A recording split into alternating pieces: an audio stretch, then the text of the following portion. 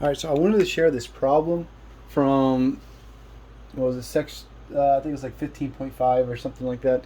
But anyway, it's a great problem in the importance of paying attention to what is being said in the question because it almost stumped me for a long time.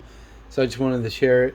So in this problem, it says find the volume of the region in the first octant bounded by, and it gives you two equations, right?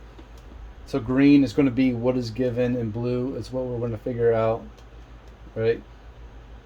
And when I looked at this problem at first, my brain kind of freaked out a little bit because it was like, wait, it's a triple integral problem. You got a z in the bounds, right? So x y z triple integral, two equations. I thought we were supposed to be given, like three or more, and so I started freaking out. I was like, what? How do we know? Like, how do we know what the lower bounds are? And then I realized, like, oh, in the problem, it says it. Find the volume in the region in the first octant. So because it says first octant, we also know that x, y, and z equals 0. That represents three different equations. So instantaneously, we already know that the lower bounds are going to be all zeros. Now I would start with, let's see what I start with.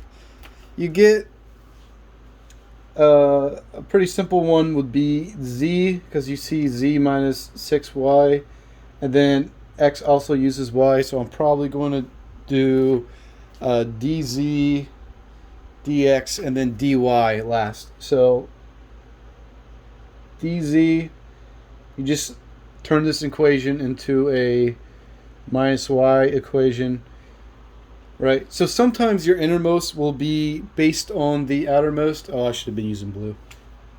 Anyways, your innermost is based on two outermost, and sometimes it's just based on one of them. It will be a function of at least one, unless it's a constant.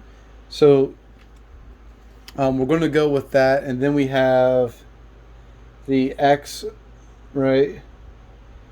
dx, and so that one's given to us.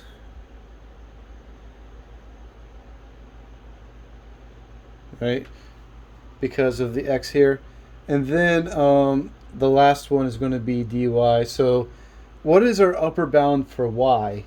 And if it hadn't been for this part here, we wouldn't have really known, but because of that, we can actually do a intersection of either one of these. So you have z equals 0, right? So you substitute that in, and then y equals 6. Same thing if you have x equals 0, right, in this one, and then you have 36 minus, that means y equals 6. So your upper bound for y is going to be 6. And those are your bounds for this problem.